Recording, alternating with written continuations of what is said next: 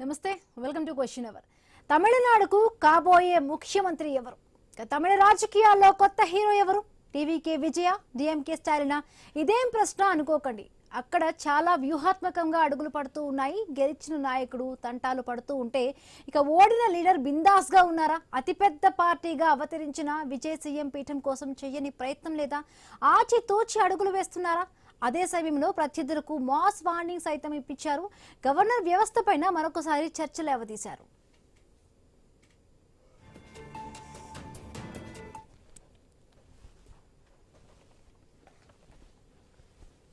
ఇక స్టాలిన్ విషయానికి వస్తే విజయ్కి జై కొట్టిన కాంగ్రెస్ ను నమ్మక ద్రోహిగా జాతీయ స్థాయిలో హైలైట్ అయ్యేలా చేశారు. అన్నా డిఎంకే చర్చలు జరుగుతున్నాయనే ప్రచారాన్ని మొదట్లో తుంచేస్తారు. ప్రజా తీర్పును గౌరవిస్తారంటూ హుందాగా ప్రకటించారు. ఇక్కడే స్టాలిన్ కొత్త గేమ్ స్టార్ట్ చేశారా? తన మిత్రపక్షాలను ప్రభుత్వంలో భాగస్వాములు చేస్తున్నారా? ఎందుకంటే సిపిఎం రెండూ కూడా డిఎంకేలో ఉన్నవే. వీసీకి కూడా డిఎంకే కూటమి పార్టీనే. ఆ మూడు పార్టీలు మద్దతు ఇస్తే విజయ్కు గండం గడిచినట్టే.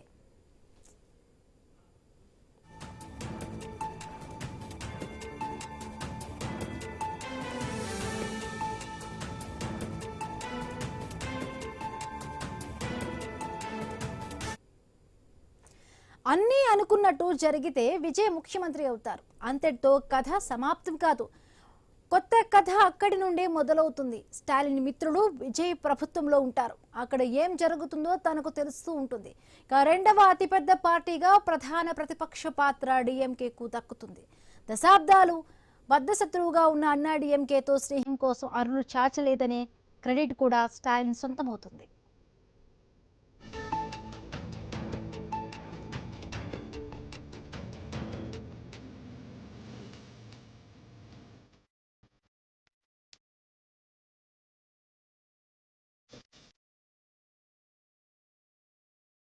ఆదిలోనే హంసపాదు అన్నట్టు విజయ్ తన అనుభవ రాహిత్యాన్ని బయట పెట్టుకున్నారా? తన సొంత బలంతో గవర్నర్ ను కలవలేదు. కాంగ్రెస్ ను కలుపుకొని ఆ లేఖతో గవర్నర్ దగ్గరకు వెళ్లడం విజయ్ చేసిన తప్పిదమా? ఇక బంతిని ఆయనే గవర్నర్ కోర్టులోకి నెట్టారా? కట్ చేస్తే విజయ్ టీంలోకి తన మిత్రులను పంపి స్టాలిన్ వ్యూహాత్మకంగా వ్యవహరిస్తున్నారా?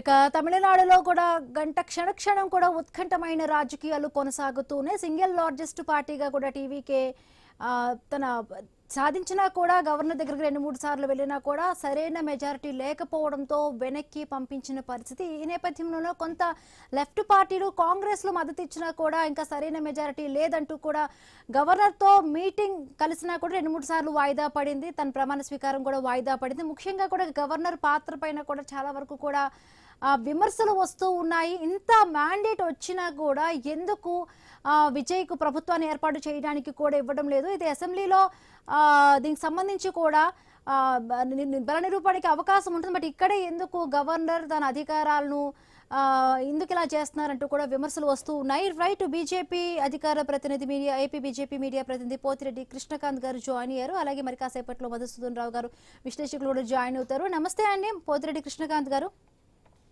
నమస్తే మేడం. రైట్గా గవర్నర్ రాజేంద్ర అర్లేకర్ ను 2-3 సార్లు ఇప్పటికే కూడా టీవీకే అధినేత విజయ్ వెళ్లి కలిశారు. ఆయన తిరస్కరించారు. సో 118 మంది అభ్యర్థుల సంతకాలు తెచ్చుకోండి అంటూ అన్నారు. సో 107 మంది అభ్యర్థుల బలం అంటే ఒకటి తప్పుగా రెండు చోట్ల గెలిచారు కాబట్టి 107 బలం ఉంది ఆయనకి.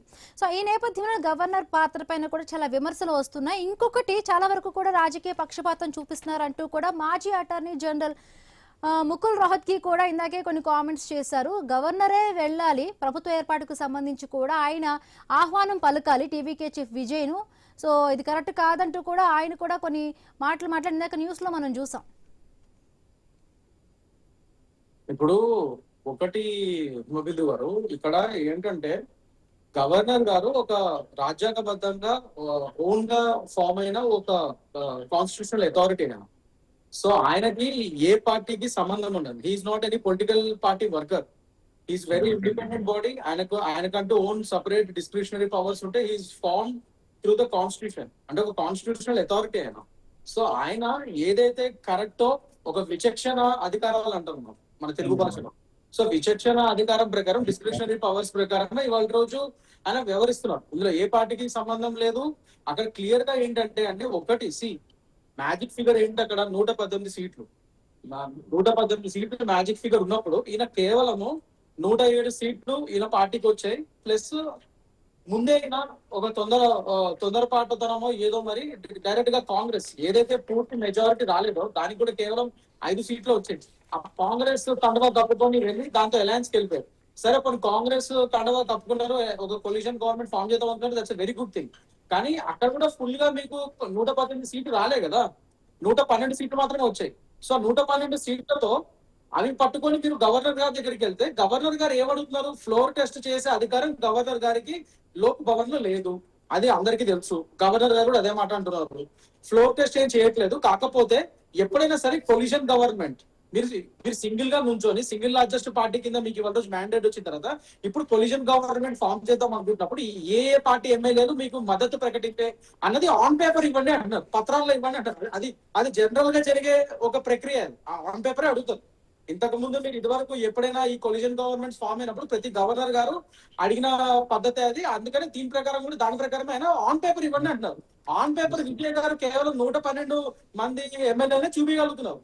మిగతా విఎస్కే పార్టీ కానీ ఆ సిపిఐ సిపిఎం కానీ అవన్నీ ఇప్పుడు మాట్లాడుతున్నాయి. అండ్ అందులో కూడా చాలా కాంట్రవర్సీలు నడుస్తున్నాయి, మనం చూసాం. మళ్ళీ ఇంకోటి ఇక్కడ ఇవన్నీ మళ్ళీ డిఎంకే అలయన్స్ పార్టీలే, ఇండియా అలయన్స్ లో భాగస్వాములే వీళ్ళందరూ. ఇవాళ రోజు అదే డిఎంకేని ఏదైతే డిఎంకే పార్టీ అలయన్స్ లతో ఈయన పోట్లాడి విజయ్ గారు ఇవాళ రోజు ఆ డిఎంకే పార్టీ అలయన్స్ లతోనే పొత్తు కలుపుకొని కొలిషన్ గవర్నమెంట్ చేద్దాం అనుకుంటున్నాడు. మరి అది ఆ నైతిక బాధ్యత మరి ఆయనకే తెలియాలి, ఆ నైతిక హక్కు ఇవాళ రోజు ఆయనకే తెలియాలి. గవర్నర్ గారిని వాళ్ళ గురించి మాట్లాడే ముందు ఈ సోకాల్డ్ అపోజిషన్ పార్టీలు ఇవన్నీ అండ్ ఇతరత్ర పార్టీలో అసలు నైతిక విలువలు ఉన్నాయా వీటికి? అది మాట్లాడే హక్కు ఉంది అసలు వీళ్ళకి? రాజ్యాంగబద్ధంగా ఏర్పడిన గవర్నర్ గారి గురించి మాట్లాడే నైతిక హక్కులు వీళ్ళకి లేవు. ఎందుకంటే వీళ్ళందరూ ఇండియా అలయన్స్ భాగస్వాములు. ఇవాళ రోజు ఆ విజయ్ టీవీకే పార్టీ వీళ్ళకి అగేన్స్ట్ గానే ఉంచున్నాడు అక్కడ. మరి వాళ్ళతోనే అదే టీఎంకే పార్టీకి వాళ్ళ వెన్నపొడి పొడిచి ఆ కాంగ్రెస్ పార్టీ అండ్ ఇతరత్ర పార్టీలు సిపిఐ సిపిఎం ఈయనతో పొత్తులోకి వెళ్తున్నాయి. మరి ఇది ఏ విధంగా నైతిక హక్కులు ఉన్నాయి వాటికి? ఇంకా పైనుంచి అంటే ప్రజలు ఇచ్చిన మ్యాండేట్ బట్టి కూడా కాంగ్రెస్ పార్టీ చెప్తుంది ఒకటే, ప్రజలు ఇచ్చిన మద్దతుకు మేము నిలబడుతున్నాము, బట్ ఏదైనా కూడా ఇదైనా అందుకే మద్దతు ఇచ్చామంటే కూడా కాంగ్రెస్ పార్టీ చెప్తున్న పరిస్థితి 100% అండి. ఇప్పుడు కాంగ్రెస్ పార్టీ కానీ విజయ్ గారు కానీ వీళ్ళందరూ కొలిషన్ గవర్నమెంట్ అయ్యే హక్కు వాళ్ళకు ఉంది, ఎవరు కాదనట్లేదు. కానీ ఎంత 118 మ్యాజిక్ ఫిగర్ అది ఆన్ పేపర్ చూపించమంటున్నారు. ఎందుకంటే రేపటి రోజు వితౌట్ ఆన్ పేపర్ నిర్ధారితంగా లేకుండా డైరెక్ట్ గా ఇప్పుడు 112 మందితోనే ఓట్ సెరమనీ పెట్టించేసి రేపు అసెంబ్లీకి వెళ్తే ఇమీడియట్ గా ఫ్లోర్ టెస్ట్ ఉంటది. ఆ ఫ్లోర్ టెస్ట్ లో క్లియర్ గా హార్స్ ట్రేడింగ్ అయ్యే ఛాన్సెస్ ఉంటాయి. ఖచ్చితంగా డబ్బులు మార్పిడీలు అయితే హార్స్ ట్రేడింగ్ అవుతుంది. రాజ్యాంగబద్ధంగా ఏర్పడిన గవర్నర్ గారు రాజ్యాంగాన్ని కాపాడాల్సిన బాధ్యత ఆయన మీద ఉంది. సో తెలిసి నిర్దిష్టమైన నెంబర్స్ లేకుండా ఆన్ పేపర్ ఆయన చేయలేరు. అందుకనే ఆయన కేవలం నెంబర్స్ ఆన్ పేపర్ తీసుకురండి. 118 ఎమ్మెల్యేల సపోర్ట్ మొత్తం మీకు ఉంది. Government coalition TVK coalition government form అయ్యే ఇది నెంబర్స్ రెడీగా ఉన్నాయని ఆన్ పేపర్ తీసుకురండి అని అడుగుతున్నారు. అందుకని అడగట్లే గవర్నమెంట్. దానికే వీళ్ళు ఇంత అసలైన నెంబర్స్ మీ దగ్గర లేక ఇవన్నీ రాజకీయాలు ఆడుతున్నారు అంతే. మీరు ఇవాళ చూస్తే విఎస్కే పార్టీ ఆయనకి పూర్తి మద్దతు ఇవ్వట్లేదు. ఇంకోటి అదేదో ఐయుటిఎంఎల్ అదేదో ఉంది, వాళ్ళు ఇంకోటి ఏదో ఫార్జరీ చేశారు అది అంటున్నారు. రకరకాలుగా వస్తున్నాయి ఉదంతాలు. దానికి సంబంధించి కూడా సోషల్ మీడియాలో వైరల్ అవుతోంది. ఇంకా క్లారిటీ రావాల్సిన పరిస్థితి ఉంది. ఎవరైతే కామరాజ్ ఉన్నారో కామరాజ్ ఎమ్మెల్యే సంబంధించి కూడా ఆయన ఇంకా దానికి సంబంధించి కూడా ఇంకా క్లారిటీ ఇవ్వలేదు. రైట్, చిన్న బ్రేక్ తీసుకుందాము.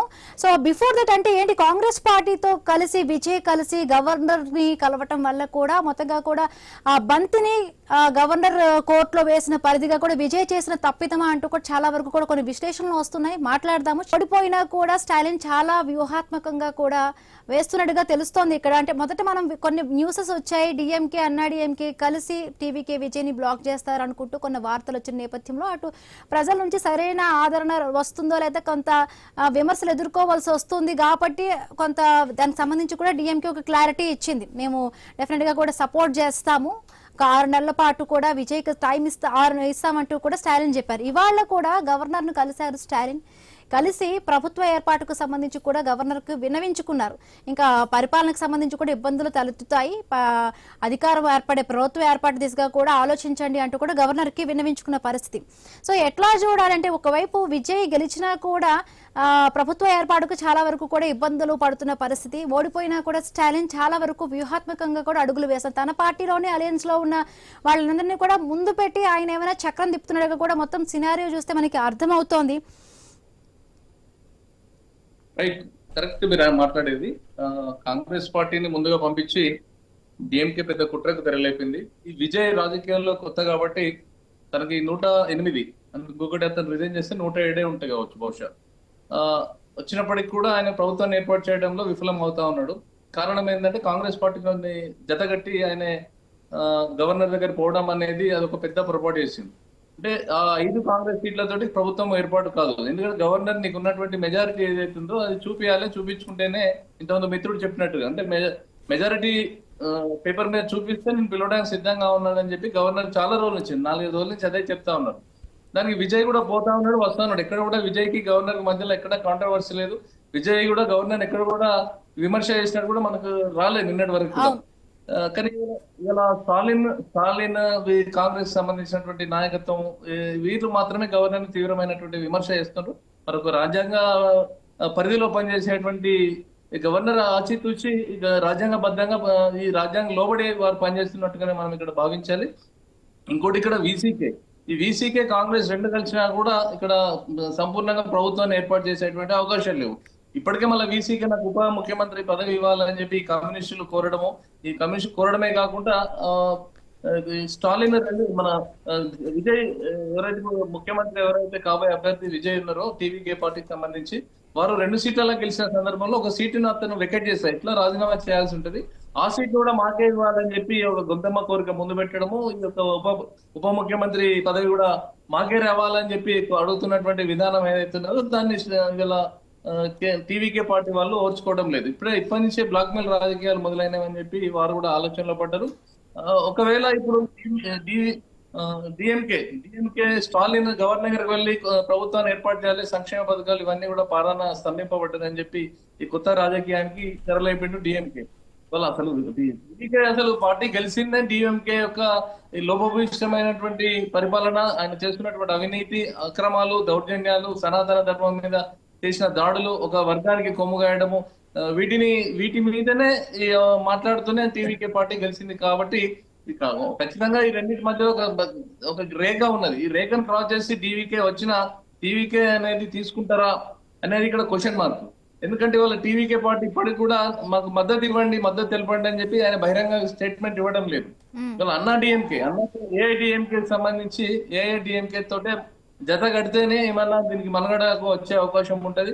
ఈ కాంగ్రెస్ తోటి ఈ యొక్క కమ్యూనిస్ట్ పార్టీలతో పోతే మాత్రము, ఎందుకంటే ఈ 2 పార్టీలు కూడా ఏఐడిఎంకేకి సంబంధించి టీవీకేకి సంబంధించినటువంటి ఈ 2 పార్టీలు కూడా పోరాడింది దేని మీద, డిఎంకే మీద. అంటే ఈ ఏఐడిఎంకే టీవీకే ఈ 2 కలిసి కొట్లాడకపోయినా కూడా వారి పరిధిలో డిఎంకేనే టార్గెట్ చేసి వాళ్ళ దుష్ట పరిపాలన మీదనే ఫోకస్ చేసి గెలవాలని ఒక ఆలోచన వచ్చింది. అంటే టీవీకే పార్టీ కొంత అన్నా డిఎంకే మీద వ్యతిరేకత చూపించినప్పటికీ ఎన్నికల ముందు ఎన్డీఏ కూడా అలయన్స్ లో పోదామని ఆలోచన ప్రపోజల్ ముందు పెట్టినా కూడా లేదు, నేను ఒంటరిగా పోతా అని వారు పోవడం తోటి వారికి వచ్చినటువంటి మెజారిటీ అది. కాబట్టి ఇవాళ వారు డిఎంకే పార్టీ తోటి పోకుండా టీవీకే ఏఐడిఎంకే తోటి పోతే ఇప్పటికీ ప్రభుత్వం నిలబడి ఉండేది. కానీ ఇప్పుడు ఉన్నటువంటి మన సంఖ్యాబలాన్ని చూసుకుంటే ఏదైనా కూడా నెంబర్ గేమే ఉంటది. కాబట్టి మెజారిటీ కావాల్సినటువంటి సందర్భం వచ్చినప్పుడు టీవీకే కూడా ఆయన ఎవరి స్టాండ్ కూడా తీసుకోకుండానే విజయ్ ఎన్నికల్లోకి వచ్చారు. సో అప్పుడు అన్నా డిఎంకేతో కలిసినా కూడా అది కూడా కొంత ఇబ్బంది అవుతుందనే ఉద్దేశంతో ఇప్పుడు ఇంకొకటి గవర్నర్ పాత్ర గురించి కూడా ఇప్పుడు ఆయనకు వచ్చిన మ్యాండేట్ చూసుకుంటే మనం 108 స్థానాల వరకు కైవసం చేసుకున్నాం. ఇంత ప్రజలంతా మ్యాండేట్ ఇచ్చారు, అంత మద్దతు ఇచ్చారు. బట్ ఎందుకు ఇప్పుడు ఆయనకి ఇంత మద్దతు వచ్చినప్పుడు కూడా ప్రజాస్వామ్యంలో ప్రజలు ఇచ్చిన మద్దతును కూడా చాలా వరకు గౌరవించాల్సిన పరిస్థితి పరిస్థితి.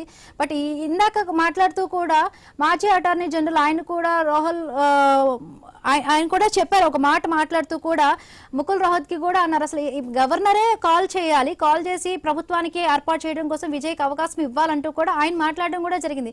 చాలా వరకు 2-3 రోజుల నుంచి వస్తున్న దీన్ని బట్టి కూడా ఈ సంబంధించి కూడా చాలా వరకు విమర్శలు వస్తున్నాయి గవర్నర్ పాత్ర పైన కూడాను. ఇప్పుడు గవర్నర్ కూడా పిలవలేదు అనేది తప్పు. గవర్నర్ ఈ దాదాపుగా 3 రోజుల నుంచి వస్తాను పోతిరెడ్డి గారు, వస్తాను.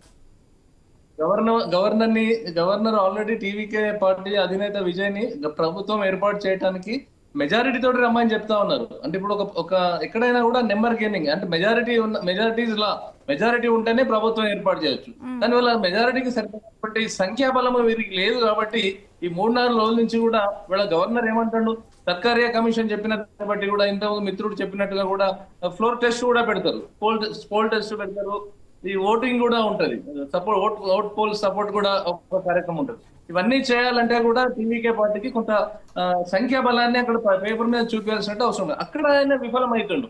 అక్కడ విఫలం కావడానికి కారణం ఏంది, డివికే పార్టీలో ఉన్నటువంటి ఈ యొక్క అలియన్స్ పార్టీలతోటి ఆయన అక్కడ పోవడము, మిగిలిన డిఎంకే పార్టీకి సంబంధించినటువంటి డిఎంకే పూర్తిగా అవుట్లెట్ గా సపోర్ట్ చేయకపోవడం కూడా ఈ యొక్క మెజారిటీ రాకపోవడం ప్రధాన కారణమైంది.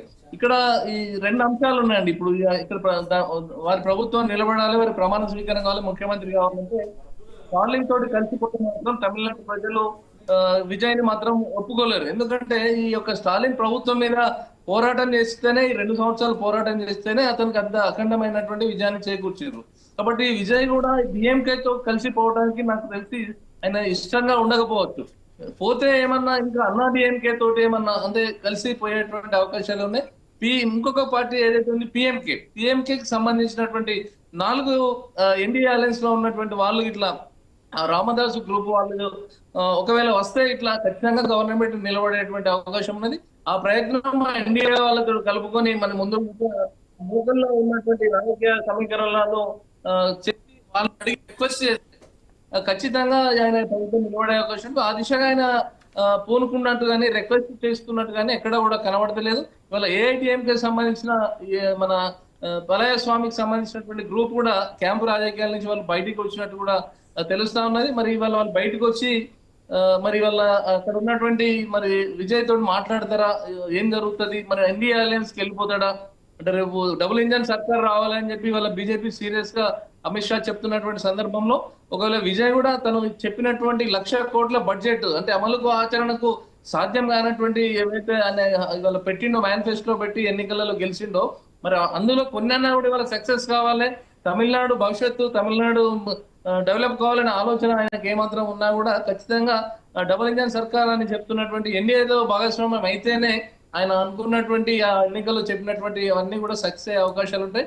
కాబట్టి ఆయన ఎన్డీఏని అడగడానికి ఆయనకు ధైర్యం వస్తలేదా, లేకపోతే ఎన్డీఏ డబుల్ ఇంజన్ సర్కార్ అంటే తమిళనాడు పాలిటిక్స్ లో మనం చూసుకుని ద్రవిడ పాలిటిక్స్ చాలా వరకు అక్కడ ఆస్కారం ఉంటుంది. మొదటి నుంచి కూడా బీజేపీకి సంబంధించి కూడా అక్కడ చాలా వరకు ఇబ్బందికరమైన పరిస్థితులు ఉన్నాయి. సో ఇప్పుడు వెళ్ళే సాహసం చేస్తారంటారా అక్కడ తమిళనాడులో? బీజేపీకి ఉన్నది ఒకటే, అలయన్స్ లో బీజేపీకి ఉన్నది ఒకటే సీటు, మిగిలిన ఏఐఏడిఎంకేకి సంబంధించి 47 సీట్లు వాళ్ళే ఉన్నాయి. వాళ్ళు ద్రవిడియన్సే అనుకుంటారు, వాళ్ళు తమిళియన్సే. భాషా పరంగా చూసినా సంస్కృతి పరంగా చూసినా కూడా వాళ్ళంతా రాష్ట్రానికి స్థానిక ప్రాంతీయ పార్టీ కాబట్టి ఈ ఒక్క సీటును పరిగణలోకి తీసుకోకుండా వాళ్ళు మరి ఒకవేళ ఈ పిఎంకే ఈ పళయస్వామితో కలిసి ప్రభుత్వం ఏర్పాటు చేస్తే కొంత ప్రజలలో ఉండేటువంటి వ్యతిరేకత తగ్గుతుంది కావచ్చు. ఈ యొక్క 2 గ్రూపులను కలిపేటువంటి మీడియేషన్ షిఫ్ట్ చేయాల్సినటువంటి బాధ్యత అక్కడ ఉన్నటువంటి ఎవరైనా పెద్ద మనుషులు తీసుకొని చేస్తే అయిపోయిందేమో. ఎవరికి వాళ్ళు దూరంగా ఉండి చూద్దాంలే ఈ ప్రభుత్వం నిల్చుంటదా, ఒకవేళ నిలబడుతుందా అనే ఆలోచనలోనే ఇవాళ అన్ని పార్టీలు కూడా చూస్తున్నట్టున్నాయి. డిఎంకే మాత్రం ఖచ్చితంగా రాజకీయం చేస్తా ఉన్నది. రాజకీయంలో భాగంగానే వాళ్ళ ఈ యొక్క పార్టీలను ఎగేసి చోద్యం చూస్తున్నటువంటి పరిస్థితి. అందులో భాగంగానే ఆయన గవర్నర్ ని కలిసి ఇరుకున పెట్టేటువంటి పరిస్థితి కూడా ఇంకా ఎక్కువ చేస్తున్నారు స్టాలిన్ గారు. నేను చెప్పేది ఏంటంటే ఇక్కడ ఒకటి హిమబిందు గారు, ఇప్పుడు విజయ్ గారికి రాజకీయ పరిజ్ఞానం లేదని నేను కాదు, పెద్ద పెద్ద పొలిటికల్ గురుస్ వీళ్ళందరూ అనలిస్ట్ వీళ్ళు ఇప్పుడు అదే అంటున్నారు. ఎందుకంటే నువ్వు ఫస్ట్ ఆఫ్ ఆల్ నుంచుందే అక్కడ కరెంట్ గవర్నమెంట్ అండ్ అలయన్స్ పార్టీల మీద, డిఎంకే అండ్ వాళ్ళ యొక్క అలయన్స్ పార్టీల మీదే వాళ్ళ గవర్నమెంట్, అక్కడ వాళ్ళ మీకు అగేన్స్ట్ నువ్వు నుంచున్నావు. నుంచున్నప్పుడు డిఎంకే తప్ప మిగతా అతని అలయన్స్ పార్టీలు ఎవరు వాళ్ళ అగేన్స్ కూడా నువ్వు నుంచినట్టే కదా. కానీ వాళ్ళతో నువ్వు పొత్తు పెట్టుకోవడానికి రెడీ అయినప్పుడు ఇప్పుడు ఏఐడిఎంకే అండ్ టీవీకే రెండు అక్కడ గవర్నమెంట్ కి అగేన్స్ట్ గా పోటీ పడ్డాయి.